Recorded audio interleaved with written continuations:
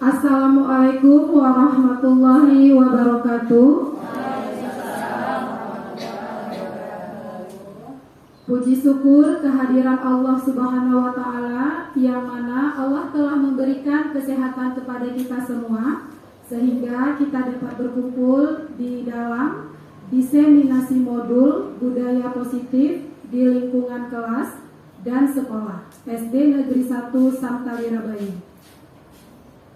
Selawat beriring salam kita sanjungkan ke baginda Rasul Nabi Muhammad SAW,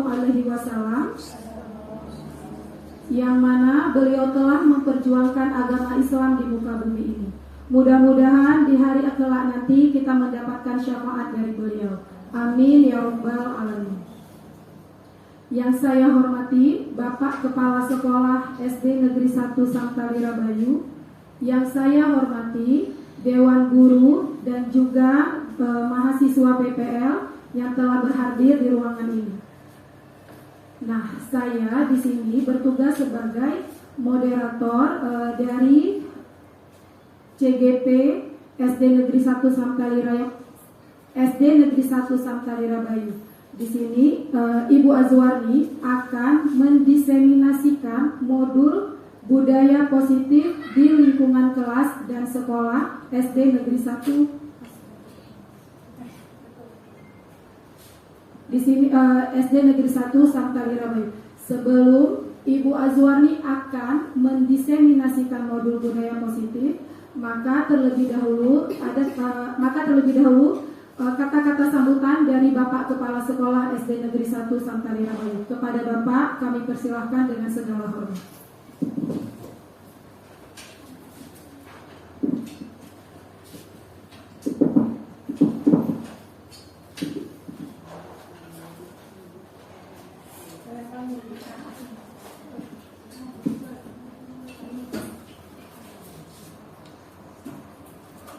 Assalamualaikum warahmatullahi wabarakatuh. Waalaikumsalam warahmatullahi wabarakatuh. Alhamdulillahirabbil alamin, wassalatu wassalamu ala asyrofil anbiya'i wal mursalin wa ala alihi washabihi ajmain. Pertama-tama puji dan syukur kita panjatkan kehadirat Allah Subhanahu wa taala yang telah memberikan kudrat dan iradahnya kepada kita semua sehingga dapat berkumpul pada pagi menjelang siang hari ini.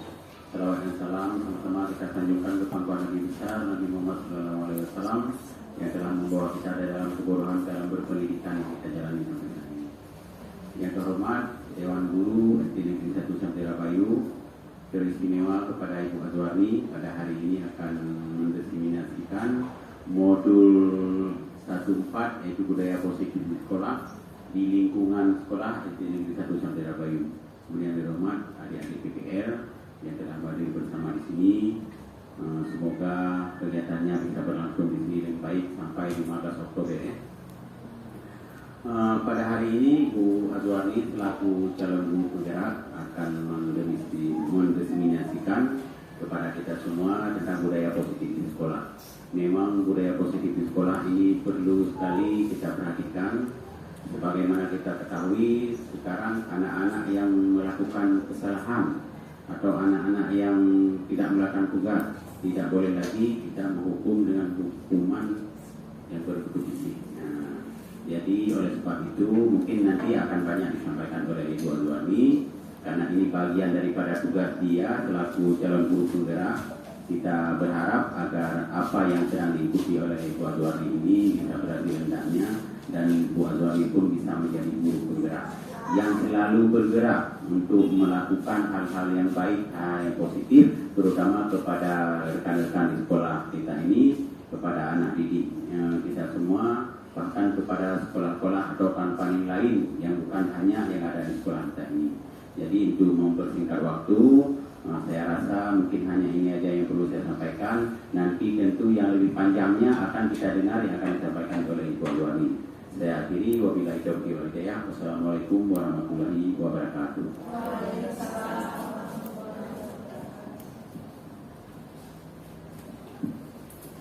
Terima kasih kami ucapkan kepada Bapak Muhammad Yahya atas dukungan terhadap guru Ibu Azwarni.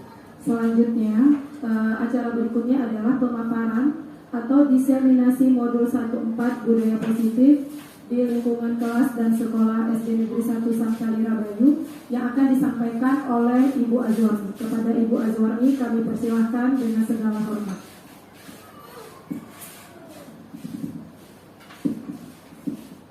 Bismillahirrahmanirrahim. Assalamualaikum warahmatullahi wabarakatuh. Alhamdulillahirrahmanirrahim. Wassalatu wassalamu ala asrafil anbiya wal mursalin wa ala alihi wa sahbihi ajmain.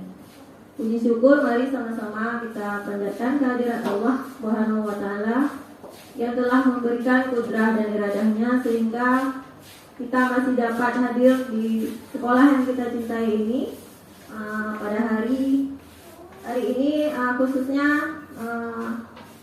untuk mengikuti diseminasi budaya positif yang telah saya pelajari di pendidikan guru penggerak. Kemudian selawat dan salam tidak lupa kita sanjungkan ke pangkuan Nabi besar Muhammad SAW beserta al dan sahabat beliau sekalian.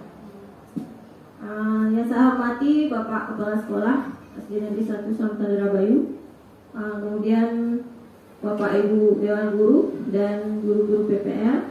Terima kasih sudah hadir pada hari ini.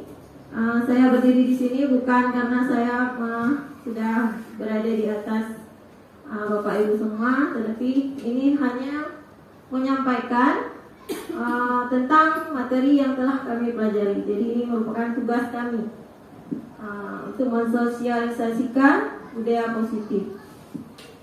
Baik, langsung saja. Ini adalah profil kami, ibu fasilitator kami dan pengajar praktik.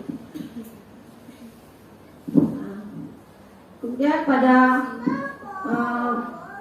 modul budaya positif, konsep inti yang kami pelajari ada 8. Perubahan paradigma belajar, disiplin positif, teori motivasi perilaku manusia, keyakinan kelas, hukuman dan penghargaan, kebutuhan dasar manusia, posisi kontrol dulu, dan segitiga restitusi. Bagaimana Ibu semangat mengikuti acara hari ini? Mudah-mudahan semangat sampai 1 jam kemudian ya.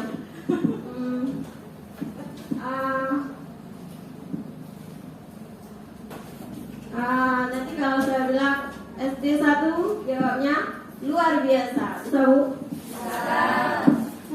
SD Negeri 1 Bayu luar biasa. SD Negeri 1 Bayu luar biasa. Terima kasih Bapak Ibu.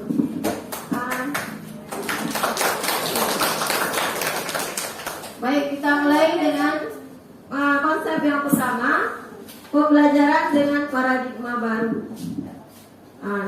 Pembelajaran dengan paradigma baru ini dirancang berdasarkan prinsip pembelajaran berdiferensiasi, sehingga setiap siswa belajar sesuai dengan kebutuhan dan tahap perkembangannya. Ini adalah 6 dimensi profil pelajar Pancasila yang perlu kita terapkan kepada anak didik kita. Ada beriman dan bertakwa kepada Tuhan Yang Maha Esa serta berakhlak mulia. Kemudian berkebinekaan global, mandiri, gotong royong, beneral, kritis, dan kreatif.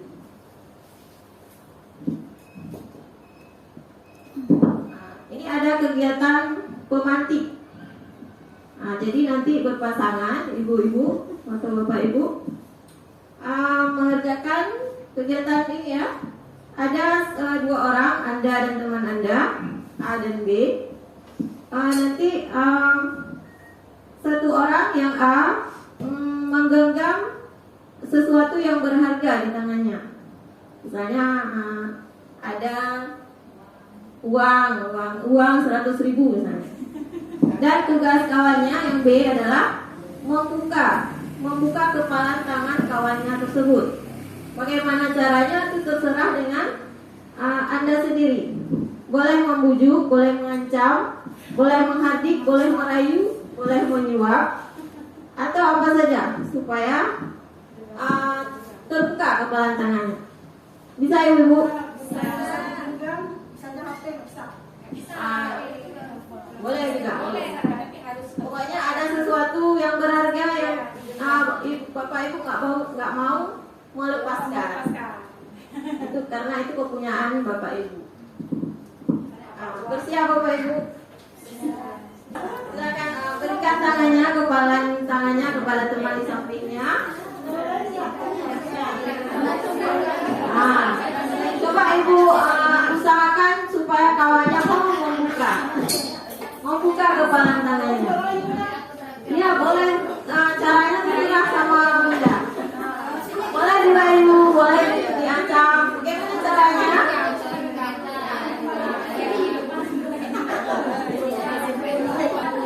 Adakah yang berhasil membuka kepala tangan kawannya?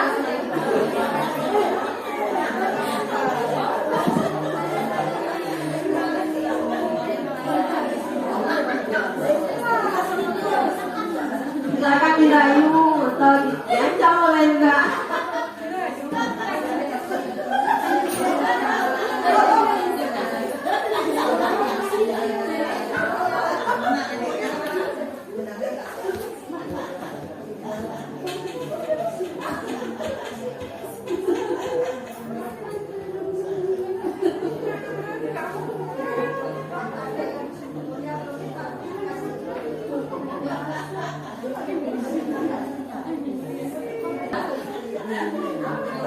Udah ya? Sudah kegiatannya kita stop. Oke. Siapa yang mau memberikan refleksinya tadi bagaimana yang dilakukan dengan bersama temannya? Berhasilkah membuka atau berhasilkah merayu? Bagaimana? Ada? Gurita? Gurita berhasil ya? Oh ya, silakan Bu.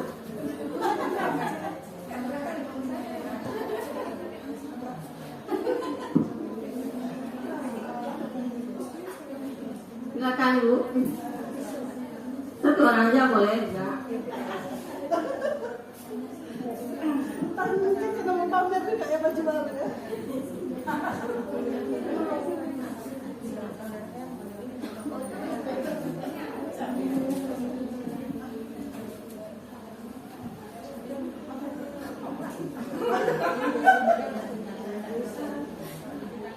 Sekarang kita periksa kuku ya.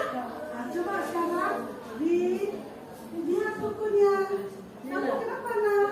Kok digenggam? Ada Bu, ada sesuatu. Ada sesuatu. Aduh, ibu nak. Bukan Bu. Bukan, ibu tebak. Tapi karena ibu mau periksa kuku hari ini. Kok kamu? Jangan dua-dua. Tengok ini capek. Tapi kenapa kukunya ini? Bersih, nggak bersih, bersih nak. Bersih kukunya. Tengok ibu putih, bersih kuku ibu. Coba lihat dulu apa nih? Apa yang kamu sembunyikan? Kukunya tuh panjang kukunya. Aduh, kami lihatnya masuk ke dalam. Coba anak. Ya? Iya. Kalau misalnya kamu kira-kira ibu kasih uang jajan. Berapa ya? 1.000 boleh? 1.000 aja ibu kasih ya. Saya nggak ada uang jajan. Iya. Udah berhasil.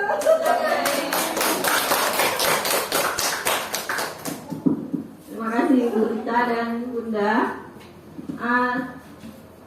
Jadi dari kegiatan tadi, apa kira-kira maknanya? Mungkin ada yang tahu? Satu lagi Bu.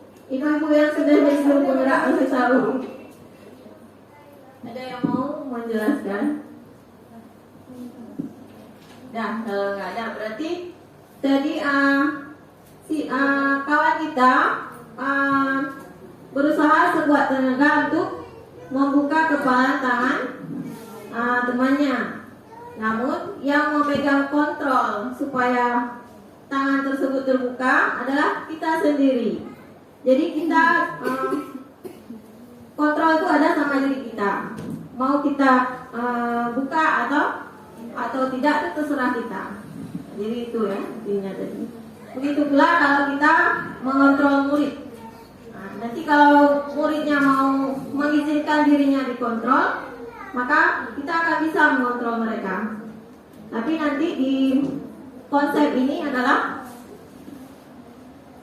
ini ya, miskonsepsi tentang teori kontrol. Ilusi guru mengontrol murid. Kemudian ilusi bahwa kritik dan membuat rasa bersalah mampu menguatkan karakter. Kemudian ilusi bahwa semua penguatan positif efektif dan bermanfaat. Dan ilusi bahwa orang dewasa berhak memaksa. Nah, ini semua ilusi. Kita sudah miskonsepsi ya, punya konsep yang salah tentang teori kontrol.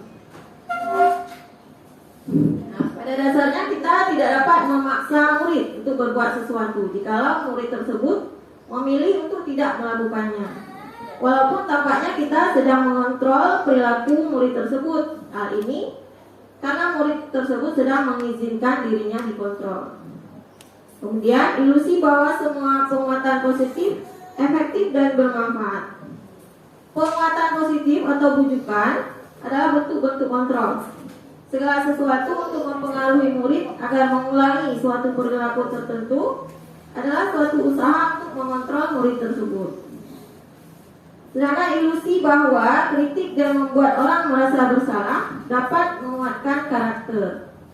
Nah, menggunakan kritik dan rasa bersalah untuk mengontrol murid menuju pada identitas gagal. Dan satu lagi, ilusi bahwa orang dewasa memiliki hak untuk memaksa. Banyak orang dewasa percaya bahwa mereka memiliki tanggung jawab untuk membuat murid-murid berbuat hal-hal tertentu. Apapun yang dilakukan dapat diterima selama ada sebuah kemajuan berdasarkan sebuah pengukuran kinerja. Nah, bagaimana seseorang bisa berubah dari paradigma stimulus respon kepada pendekatan teori kontrol?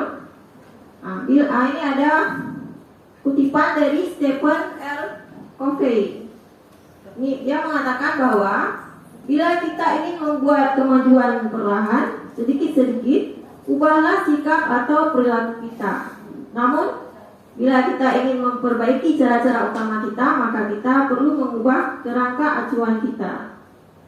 Pada stimulus respon, seolah-olah orang lain itu dapat kita kontrol, dapat kita kendalikan, sehingga kita dapat merubah seseorang menjadi apa yang kita inginkan. Tapi pada teori kontrol itu sangat bertolak belakang. Sesuatu yang sedang kita kontrol sebetulnya tidak dapat kita kendalikan, karena yang dapat mengontrol adalah dirinya sendiri, bukan orang lain. Ini ada cara mengubah paradigma stimulus respon ke pendekatan teori kontrol. Pada stimulus respon, kita mencoba mengubah orang agar berpandangan sama dengan kita. Sedangkan teori kontrol, kita berusaha memahami pandangan orang lain tentang dunia. Perilaku buruk dapat dilihat sebagai suatu kesalahan. Padahal dalam teori kontrol, semua perilaku itu pasti memiliki tujuan. Yang ketiga, orang lain bisa mengontrol saya. Dalam teori kontrol, hanya Anda yang bisa mengontrol diri Anda. Kemudian keempat, pemaksaan ada pada saat bujukan gagal. Tadi ya, setelah dipaksa nggak berhasil, kemudian setelah dibujuk nggak berhasil, kemudian dipaksa. Sedangkan pada teori kontrol, kolaborasi dan konsensus menciptakan pilihan-pilihan baru. Dan terakhir, model berpikir menang kalah. Sedangkan teori kontrol, model berpikirnya menang-menang. Nah, ini disiplin positif.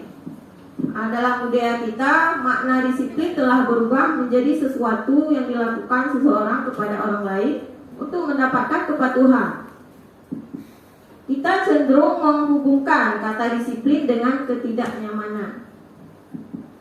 Pengertiannya adalah disiplin positif merupakan salah satu pendekatan disiplin diri yang memampukan seseorang untuk mengontrol perilakunya dalam kesadaran dan bertanggung jawab atas tindakannya sebagai wujud menghormati diri sendiri dan orang lain.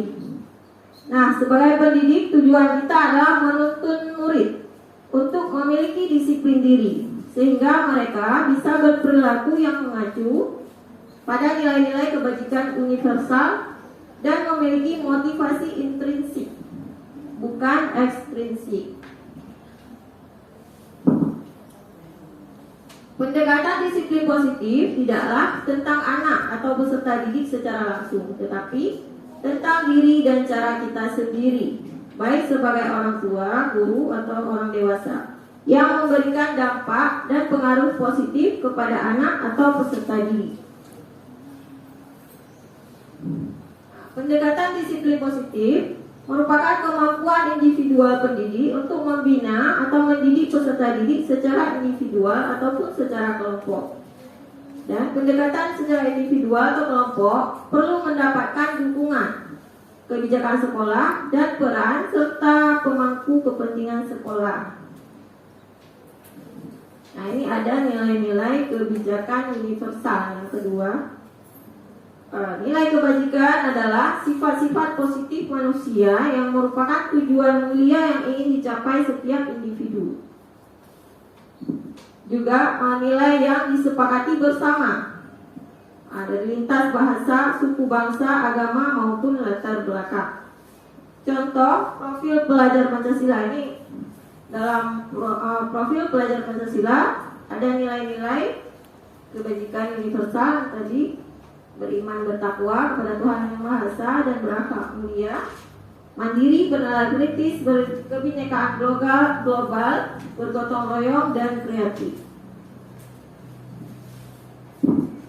Selanjutnya, motivasi perilaku manusia. Nah, jadi kita berperilaku pasti ada motivasinya, baik internal maupun eksternal. Murid seperti itu juga. Nah, motivasi perilaku manusia ada 3. Yang 2 merupakan dari eksternal, dari luar, yaitu untuk menghindari ketidaknyamanan atau hukuman. Yang kedua, untuk mendapatkan imbalan atau penghargaan. Dan yang dari internal, diri sendiri adalah dia memiliki nilai untuk menghargai diri sendiri. Prinsip. Menurut Ki Hajar Dewantara, merdeka itu artinya tidak hanya terlepas dari perintah, akan tetapi juga cakap buat memerintah diri sendiri. Ini motivasi internal, menciptakan disiplin positif dan sikap merdeka. Selanjutnya ada materi yang kami pelajari, yaitu keyakinan kelas. Bapak Ibu sudah tidak asing ya dengan keyakinan kelas, pasti semua sudah pernah membuat, Bu, di kelasnya? Ada, Bu. Ada ya, kesepakatan ya. Nah, kalau ini keyakinan kelas, mengapa tidak peraturan saja? Mengapa harus keyakinan kelas? Ada yang mau memberi tanggapan?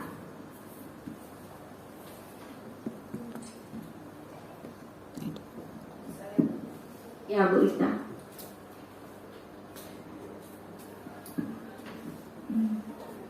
Saya coba memberi tanggapan tentang mengapa tidak peraturan saja tetapi keyakinan kelas. Kalau yang namanya peraturan itu berarti dibuat oleh orang lain, ya. Berarti kalau di kelas berarti peraturan itu dibuat oleh guru dan harus dilaksanakan oleh semua anak murid. Tetapi kalau keyakinan kelas berarti kita berkolaborasi dengan murid. Kita mengajak murid untuk menentukan apa yang menjadi keyakinan di kelas kita. Artinya ada kerjasama dan si murid sudah menyetujui. Jadi karena itu adalah kesepakatan antara guru dan murid, maka keyakinan kelas bisa dilaksanakan dengan baik. Itu menurut pendapat saya. Terima kasih. Tepuk tangan untuk Bu. Luar biasa sekali penjelasan dari Bu Rita, sudah benar ya. Mengapa tidak peraturan saja? Mengapa harus keyakinan kelas? Jadi kalau keyakinan kelas itu nilai-nilai yang sudah disepakati bersama antara guru dengan siswa. Jadi tidak ada yang merasa terpaksa. Nah, selanjutnya perhatikan pernyataan berikut. Pertanyaan berikut. Mengapa kita memiliki peraturan 3M? Ini pada saat COVID. Menggunakan masker, mencuci tangan, dan menjaga jarak pada saat pandemi COVID-19. Mengapa, Bu? Yang kedua, mengapa kita memiliki peraturan harus menggunakan helm bila mengendarai kendaraan bermotor? Yang ketiga, mengapa kita memiliki peraturan harus datang tepat waktu pada saat mengikuti pelatihan? Nah, ini jawabannya sudah ada di bawah. Untuk mendukung motivasi intrinsik, kembali ke nilai-nilai atau keyakinan-keyakinan, lebih menggerakkan seseorang dibandingkan mengikuti serangkaian peraturan-peraturan. Jadi kalau ada kesadaran dari diri kita bahwa menggunakan helm itu bukan karena takut ditilang, melainkan untuk ada nilai keselamatan di situ. Jadi ada motivasi intrinsik. Coba Bapak Ibu perhatikan, di sini ada 2 kesepakatan kelas. Yang mana yang merupakan keyakinan kelas? Kiri atau kanan? Bagian kiri ada datang tepat waktu, mengucapkan salam, menjaga kebersihan sekolah, berdoa sebelum dan sesudah kegiatan, aktif dalam pembelajaran, tertib. Sedangkan yang kanan, kami guru dan murid yang saling menyayangi. Kami murid yang semangat belajar. Kami murid yang peduli dengan teman-teman. Yang kanan ya, karena sudah ada nilai-nilai keyakinannya. Ini cara membuat keyakinan kelas. Saya yakin Bapak Ibu sudah mengerti karena sudah kita laksanakan di kelas ya. Nah, ini lebih abstrak dari peraturan, berupa pernyataan universal dibuat dalam bentuk kalimat positif.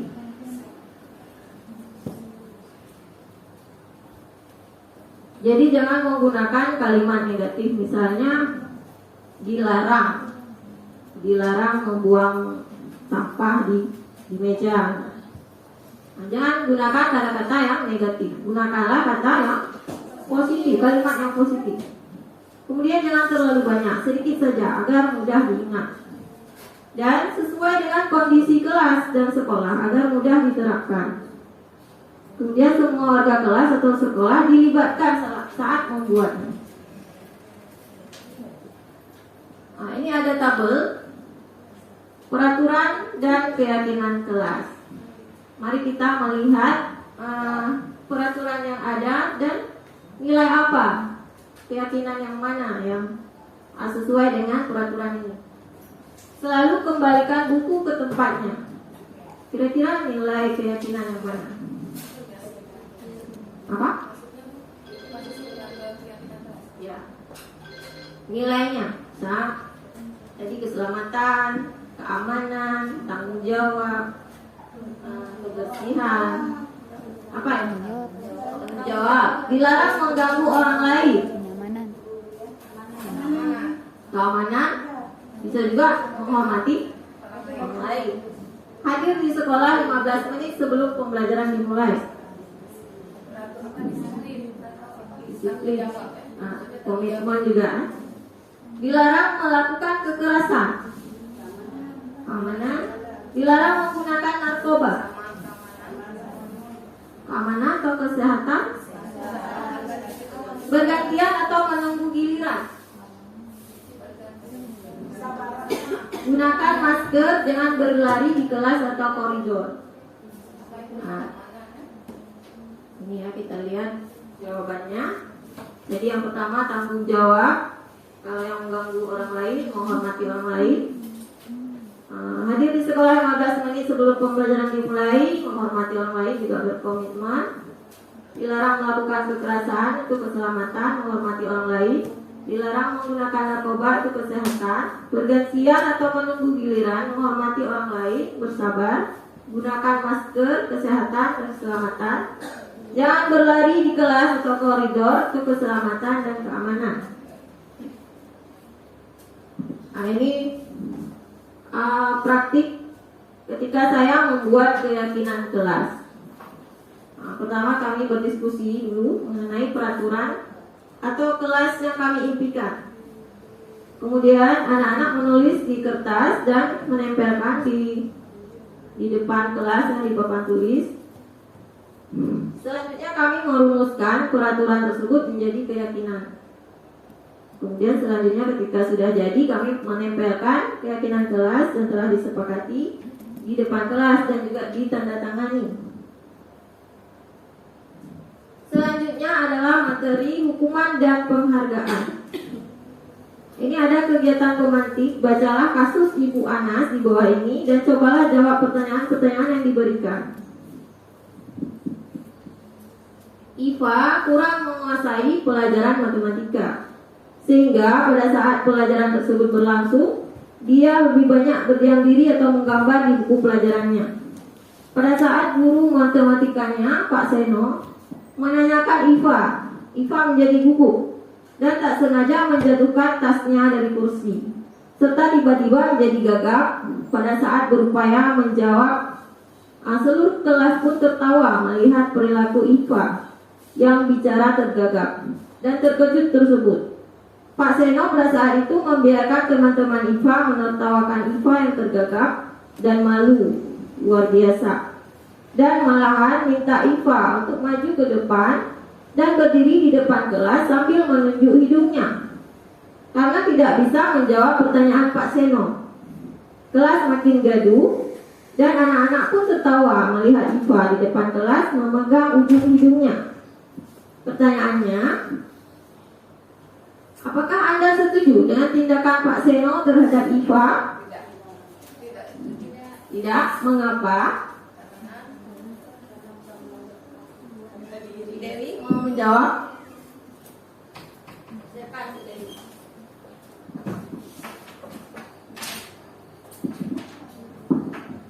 Karena menurut saya kurang setuju, karena kalau demikian siswa akan mentalnya akan jatuh. Terima kasih Bu Dewi. Kemudian yang kedua, menurut Anda tindakan Pak Seno terhadap Iva adalah sebuah hukuman atau konsekuensi? Hukuman ya Bu? Mengapa?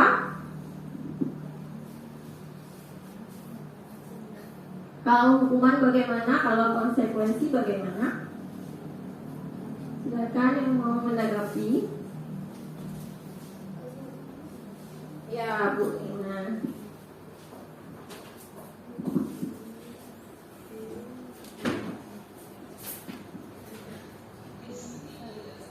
Menurut saya yang dilakukan oleh Pak Seno itu adalah hukuman karena dilakukan langsung saat kejadian tersebut. Sementara konsekuensi itu biasanya apa hal yang sudah kita sepakati bila dilanggar baru namanya konsekuensi.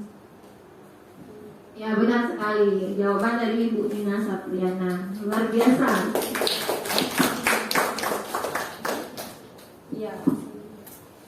Dewi juga ya tadi sudah menjawab. Terima kasih. Jadi yang tadi yang dilakukan Pak Seno adalah hukuman ya, karena kalau hukuman itu bersifat tidak terencana atau tiba-tiba, anak atau murid tidak tahu apa yang akan terjadi dan tidak dilibatkan. Nah, hukuman bersifat satu arah dari pihak guru yang memberikan, dan murid hanya menerima suatu hukuman tanpa melalui suatu kesepakatan atau pengarahan dari pihak guru, baik sebelum atau sesudahnya. Hukuman yang diberikan bisa berupa fisik maupun psikis. Murid atau anak disakiti oleh suatu perbuatan atau kata-kata. Sementara disiplin dalam bentuk konsekuensi sudah terencana, seperti Ibu Nina jawab tadi ya, atau sudah disepakati, sudah dibahas dan disetujui oleh murid dan guru. Misalnya pada saat pembuatan keyakinan kelas.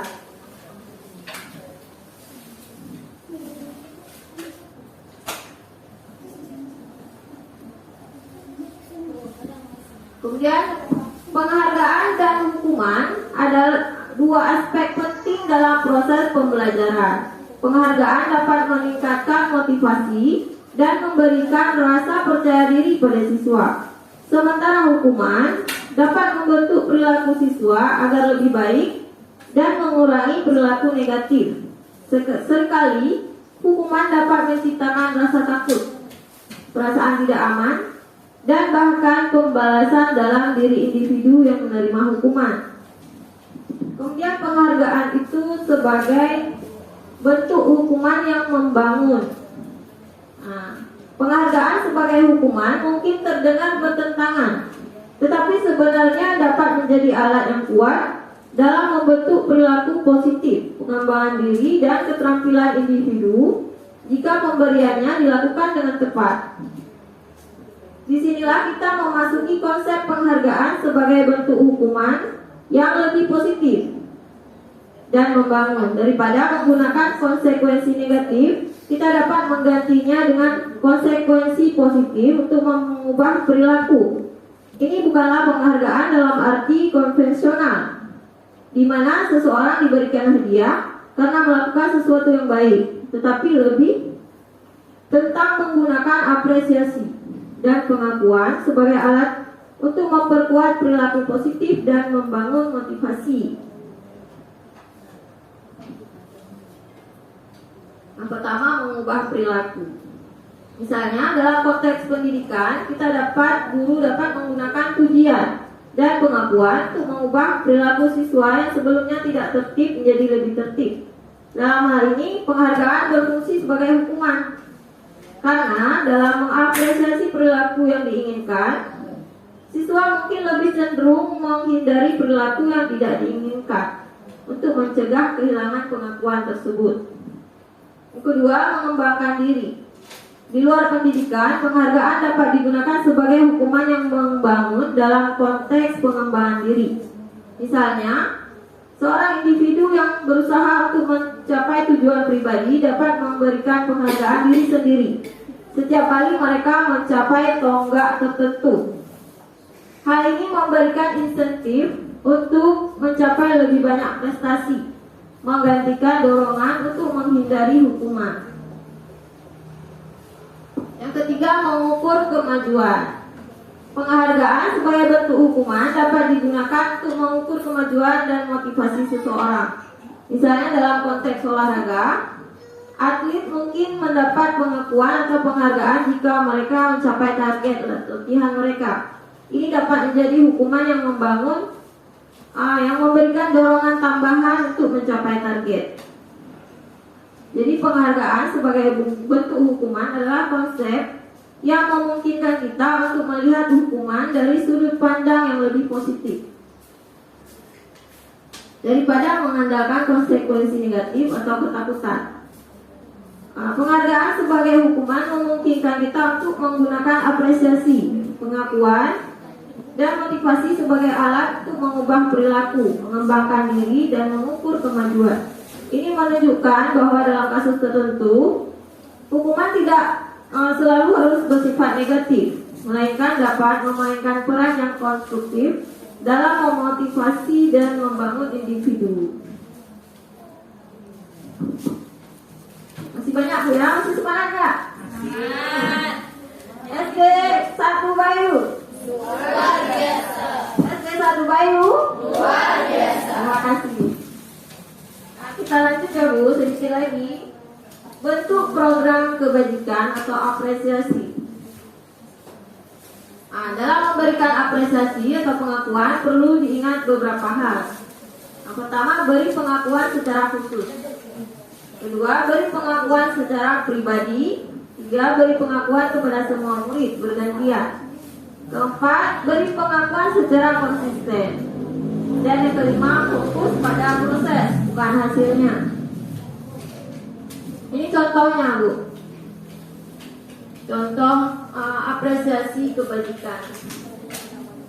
Misalnya kita buka dengan kalimat, kemarin saya perhatikan, kemudian kita sampaikan nilai kebajikannya. Rasa empati. Rasa empatimu besar sekali. Kemudian kita lanjut dengan situasi pada saat menolong murid baru di kelas kita. Ini contoh apresiasi ya.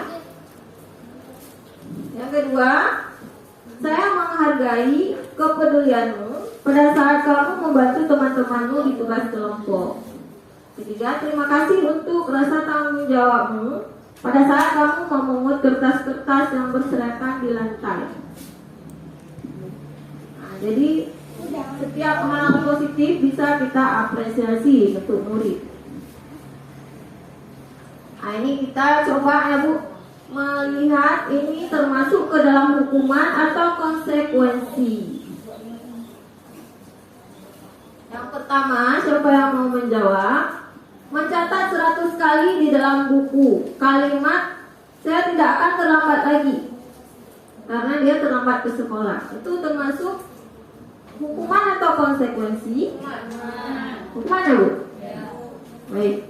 Kemudian lari mengelilingi lapangan basket 2 kali karena terlambat hadir di sekolah. Hukuman? Ya, karena tidak. Iya. Bukan pelajaran olahraga pun ya Bu. Murid diminta untuk push up 15 kali karena tidak menggunakan masker ke sekolah. Hukuman? Menggantikan kertas tugas teman yang telah dicoret-coret. Ya, konsekuensi itu akibat dari kesalahannya dia untuk memperbaiki atau bertanggung jawab. Membersihkan tumpahan air di meja tulis karena tersenggol pada saat belajar. Konsekuensi. Murid disuruh untuk mengenakan sepatu seharian di sekolah karena tidak mengenakan sepatu hitam. Hukuman? Lari mengelilingi lapangan basket 2 kali karena terlambat 10 menit untuk pelajaran PJOK. Konsekuensi. Berarti Bapak Ibu semua sudah memahami ya perbedaan hukuman dan konsekuensi. Benar Bu yang dijawab tadi? Benar. Nah, ini bedanya. Kalau hukuman sesuatu yang menyakitkan harus terjadi. Sedangkan konsekuensi sesuatu harus terjadi. Nah, kemudian kalau hukuman membuat anak sakit, baik fisik maupun hatinya, untuk jangka waktu lama. Kalau konsekuensi membuat anak merasa tidak nyaman dalam jangka waktu pendek. Kemudian anak membenci kedisiplinan. Kalau konsekuensi anak akan menghargai disiplin. Hukuman itu paksaan. Kalau konsekuensi stimulus respon. Kemudian mendorong anak menyakiti diri sendiri, itu pada hukuman. Kalau konsekuensi mendorong anak agar mudah menyesuaikan diri.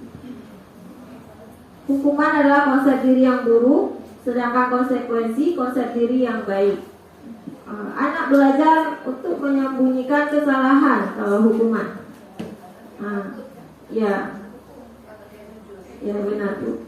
Kemudian kalau konsekuensi, anak belajar untuk mematuhi peraturan. Selanjutnya, kalau hukuman itu menimbulkan marah, rasa bersalah, dipermalukan, kemudian merasa tak dihargai. Kalau konsekuensi, kehilangan hak, dibuat tidak nyaman, diasingkan untuk sementara.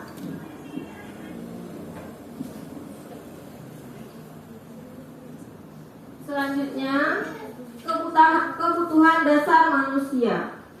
Ini juga materi yang telah kami pelajari dalam budaya positif ini.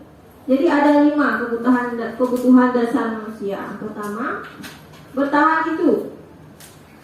Kedua, kasih sayang. Ketiga, kebebasan. Keempat, kesenangan. Kelima, penguasaan.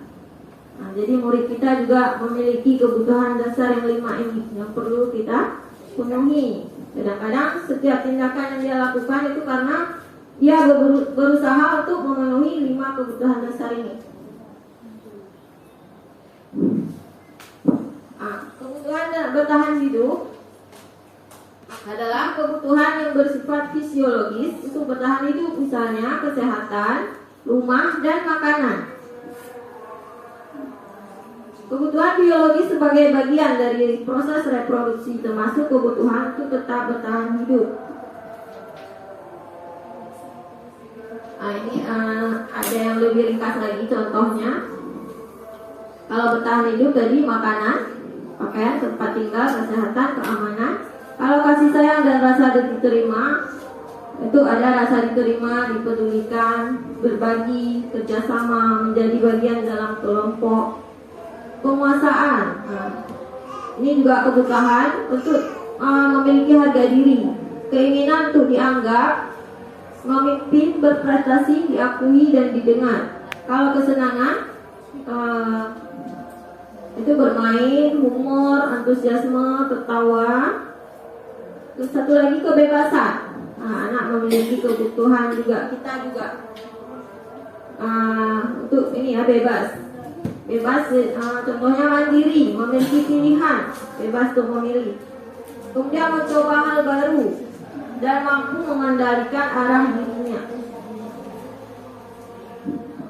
Selanjutnya dua lagi Bu ya, semangat Ibu ya. Ya. Tentang kontrol kita Bu, sebagai seorang guru kita punya posisi, ada 5 posisi kontrol guru terhadap murid.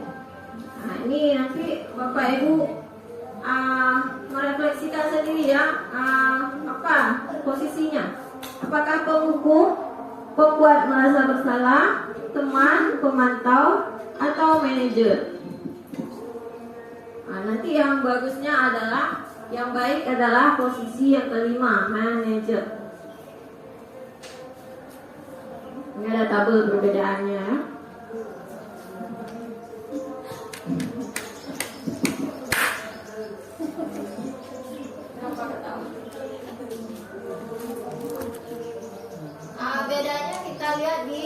Bedanya nanti kita lihat di video aja Bu ya, biar nggak bosan baca Bu ya. Ini adalah posisi yang pertama, penghukum.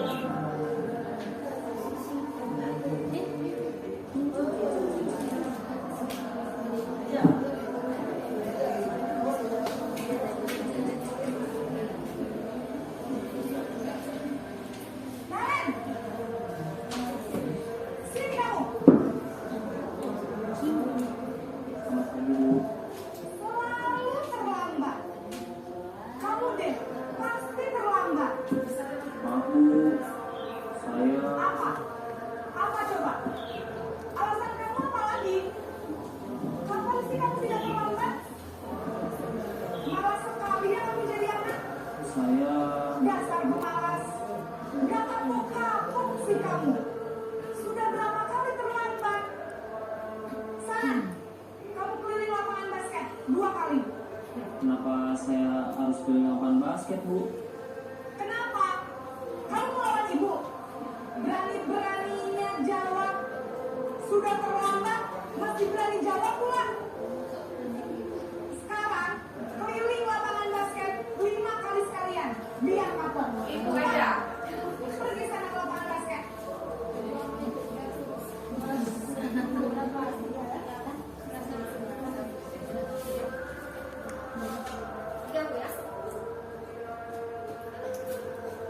Ini yang kedua. Posisi yang kedua adalah pembuat merasa bersalah. Kasusnya sama.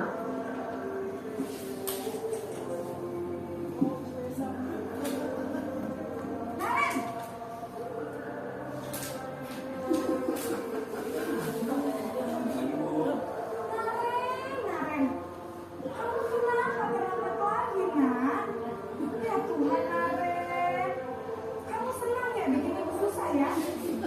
Kalau kamu terlambat lagi, nanti ibu yang ditegur bapak kepala sekolah, Nak.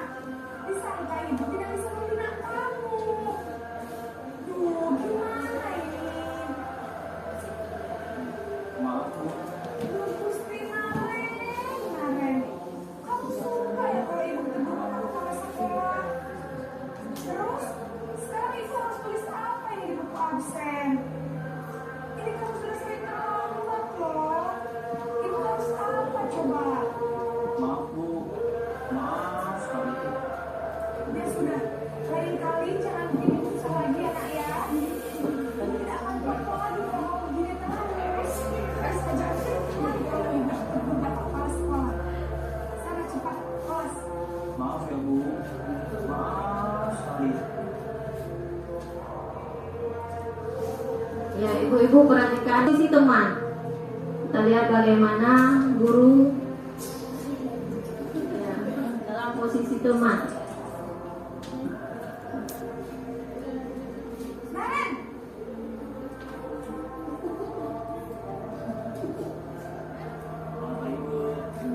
Wah, sudah jam berapa ini, Nak? Selamat pagi ya, sayang. Iya Bu, habis saya lupa bangunkan saya Bu. Kamu jangan menyalahkan ibu kamu. Kamu bukan yang paling kencang. Kok terlambat sih? Iya Bu, saya memang pernah bangun tadi. Jadi biarpun saya lari kencang, tetap gak kencang Bu. Ya sudah sana. Nanti lain kali larinya lebih kencang lagi ya. Biar gak terlambat lagi. Bikin sama ibu. Demi ibu. Bisa kan? Bisa Bu. Ya sudah sana masuk kelas. Ibu beresin urusan absen kamu. Kamu ini ada-ada saja. Selanjutnya pemantau. Ini kebanyakan kita pemantau kayaknya.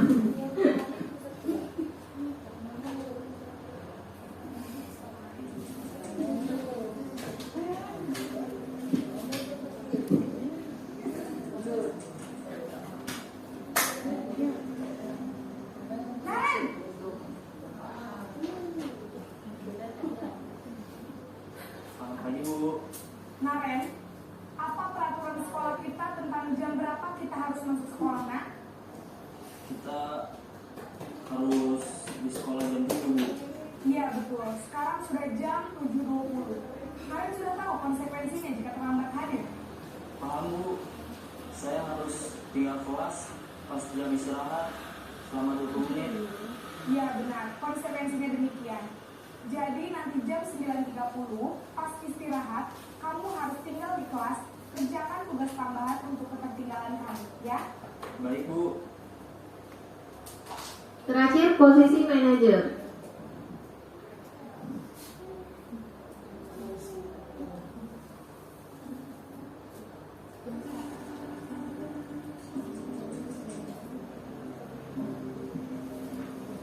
Naren! Dan 5 kali dipanggil Bu. Selamat pagi, Naren. Maaf Bu, saya terlambat. Iya, sekolah masuknya jam 7, sekarang sudah jam 7.20. Jadi sekarang bagaimana ini, Naren? Maaf Bu, saya lupa setel alarm saya semalam. Baiklah, menurut kamu, keyakinan sekolah yang mana yang perlu kamu tingkatkan? Menghargai diri sendiri dan orang lain mungkin ya Bu. Setuju. Jadi, apakah Naren meyakini prinsip saling menghormati tersebut? Iya Bu, saya meyakininya. Apakah Naren bersedia memperbaiki masalah keterlambatan ini? Bersedia Bu. Bagaimana kamu akan perbaiki masalah keterlambatan ini? Saya akan coba untuk tidak lupa menyetel alarm saya Bu. Baik, kalau Naren lupa menyetel alarm di rumah, ada orang yang kira-kira bisa bantu mengingatkan tidak? Ada Bu, kakak saya, Kak Emma. Ada lagi selain Kak Emma? Selain Kak Emma, ada ibu saya. Baik, jadi yang mengingatkan Naren adalah Kak Emma dan ibu kamu ya? Kira-kira akan mulai setel alarm kapan nih, Naren? Setelah pulang sekolah, akan segera saya lakukan. Baik, jadi Naren akan setel alarm untuk bangun besok pagi dan akan diingatkan oleh kakak dan ibunda Naren ya. Ada lagi yang mungkin perlu dilakukan, Naren, agar tidak terlambat bangun lagi? Tidak ada Bu. Baik, Naren, terima kasih untuk kerjasama kamu. Sekarang kamu perlu kembali ke kelas untuk belajar. Baik Bu, terima kasih. Kita jeda sebentar ya. Yang azan. Nah, Bapak Ibu tadi sudah menyaksikan posisi kontrol guru. Jadi nanti kita bisa merefleksikan diri kita sendiri, kita sedang berada di posisi mana. Ya. Selanjutnya kita akan melihat segitiga restitusi. Apa itu restitusi? Nah, restitusi adalah proses untuk menciptakan kondisi bagi murid untuk memperbaiki kesalahan mereka sehingga mereka bisa kembali pada kelompok mereka dengan karakter yang lebih kuat. Kemudian restitusi juga merupakan proses kolaboratif yang mengajarkan murid untuk mencari solusi untuk masalah mereka dan membantu murid berpikir tentang orang seperti apa yang mereka ingin menjadi atau tujuan mulia dan bagaimana mereka harus memperlakukan orang lain. Ciri-ciri restitusi, yang pertama bukan untuk menebus kesalahan, namun untuk belajar dari kesalahan. Kedua, memperbaiki hubungan. Ketiga, tawaran bukan paksaan. Yang keempat, restitusi menuntun anak untuk melihat ke dalam diri. Kelima, restitusi mencari kebutuhan dasar yang mendasari tindakan. Keenam, restitusi diri adalah cara yang paling baik. 7. Restitusi fokus pada karakter bukan tindakan. 8. Restitusi fokus pada solusi. 9. Restitusi mengembalikan murid yang berbuat salah pada kelompoknya. Ada 3 tahapan restitusi. Pertama,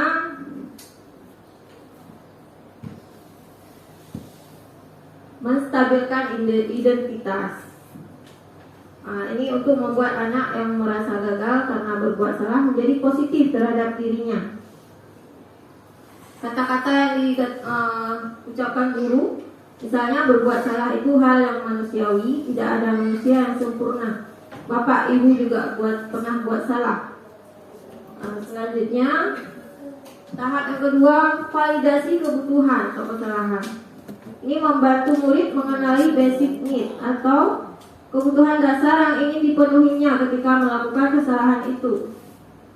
Guru bisa berkata, kamu bisa saja kan melakukan hal yang lebih buruk, tapi kamu tidak melakukannya kan? Atau kamu pasti punya alasan mengapa kamu melakukannya. Selanjutnya, menanyakan keyakinan. Anak akan melihat kesalahannya dihubungkan dengan norma sosial dan nilai-nilai yang mendasari manusia berinteraksi dengan orang lain. Kata yang diucapkan, kalimat yang diucapkan guru, apa nilai yang kita percaya di kelas atau sekolah kita, kemudian nilai-nilai universal apa yang telah kita sepakati. Nah, ini ada contoh kasus di kelas saya, kemudian menerapkan restitusi.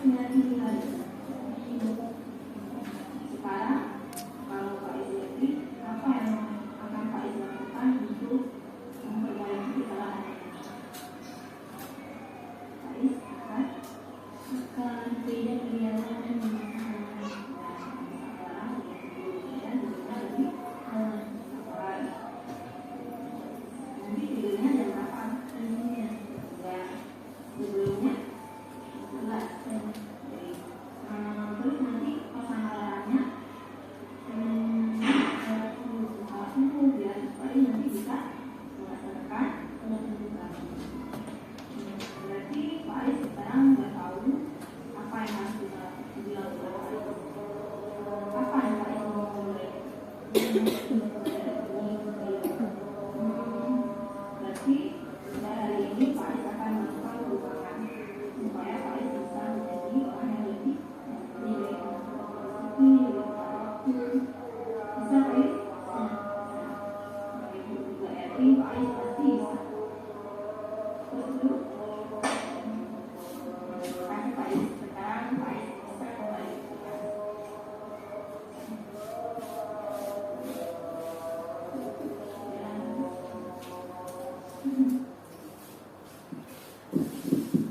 Baik Ibu, sampailah kita di akhir kegiatan ini. Kesimpulan, dalam penerapan program disiplin positif, hendaknya guru memiliki standar kepribadian profesional dan sosial yang baik. Guru harus mampu merefleksi dirinya dalam posisi kontrol saat ini. Bagaimana perjalanan dirinya menjadi among atau manajer yang menuntun murid-muridnya menjadi insan yang mandiri, merdeka, dan bertanggung jawab. Mari belajar bersama, berkolaborasi, saling mendukung demi mewujudkan disiplin positif di sekolah kita sehingga dapat menciptakan karakter profil pelajar Pancasila. Terima kasih Bapak Ibu salam dan bahagia. Terima kasih telah meluangkan waktunya untuk hadir pada hari ini. Selanjutnya saya kembalikan kepada moderator. Assalamualaikum warahmatullahi wabarakatuh.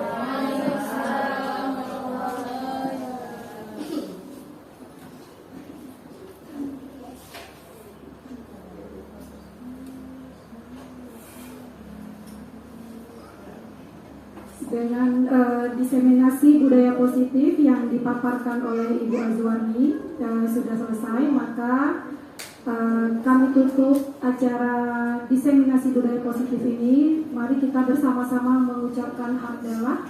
Alhamdulillahirabbil alamin. Terima kasih kepada Bapak Ibu yang sudah menyempatkan waktu untuk mendengarkan diseminasi budaya positif yang dipaparkan oleh Ibu Azwani. Saya selaku moderator mengucapkan saya mohon maaf atas kesalahan-kesalahan.